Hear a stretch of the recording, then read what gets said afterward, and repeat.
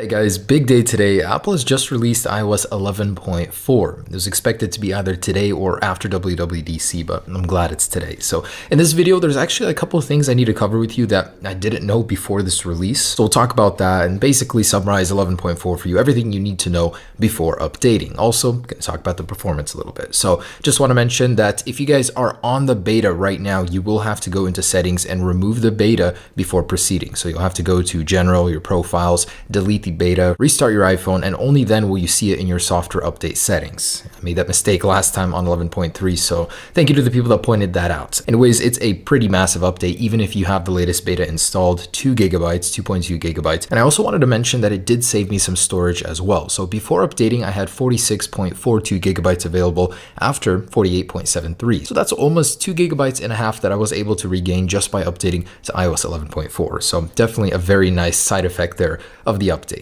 And of course, alongside this update, there will be several others as well for macOS, tvOS, watchOS, and for HomePod. So in your Home app, this is what you're going to see, that there is an update available for your HomePod. Now it's going to look like this, HomePod 11.4. And Apple didn't mention this before. It was kind of like a hidden low-key feature. Now stereo pairing is enabled in the latest version of iOS 11.4. Of course, you do have to go ahead and update your HomePods as well if you do have 2. And it's only 2, so limited to 2 per room. I'm wondering if there will ever be an update for even more because I actually have 4 already. I'm just scattering them throughout the house, and it'd be nice if I could play them in sync off the phone. I'll actually try it out here in a second, but basically update those, and the process goes like this. This is the sub notes in there. So calendar support is enabled like it was previously predicted, and each HomePod can sense its location in the room and pair automatically. So it's really cool. You're going to get some really neat acoustics depending on where you're at in the room. The HomePod will be able to sense it. So I'm excited to try that out. And when you go ahead and select the update, this is what it's going to look like if you have more than one. So you can get the option to install on every HomePod here.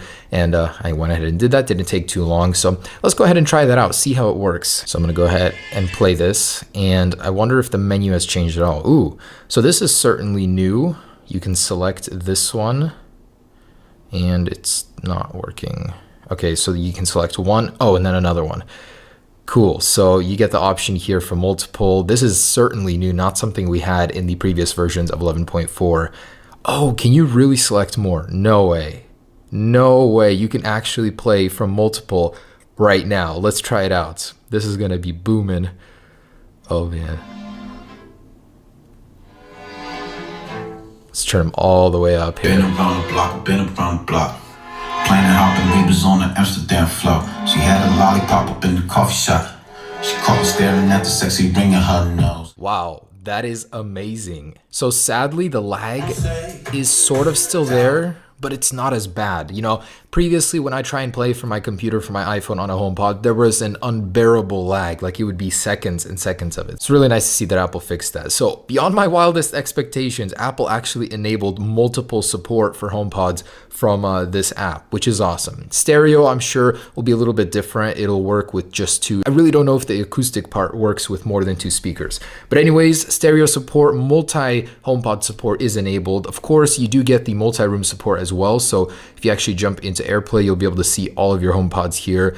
If you have a couple deselected, they're going to pop down below here for different rooms. So that is so neat. I can't believe how well this works. I can definitely say it was worth the wait for Apple to delay this and release it later. That is so neat. I'm honestly beyond impressed right now. So that's awesome. Definitely a good sign for things to come. Of course, you do get new Siri commands with this update as well. So let's try that out.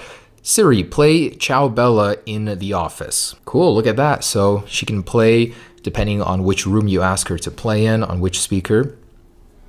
So yeah, really, really neat. You get those new commands. Of course, you do get iMessage in the cloud as well with this update. So all of your messages will be stored throughout on all other devices if you so choose. Really neat little feature. And that's pretty much the biggest changes for 11.4. Another one that I noticed personally is the performance. Unlocking with Face ID is so much faster from the lock screen now. Just definitely really noticed that. I'm hidden behind all these cameras, so I couldn't really show you that there, but it is very fast. The app switcher opens up faster. It just seems super, super speedy, and like it's got a lot of performance updates in it as well. Battery life hasn't been the greatest for me personally, but it may change with this final beta. I can't attest to that just yet, but performance is good. If you guys want to see the full review, I'll leave a link to the review down below in the description where I talk about all those micro little features here and there.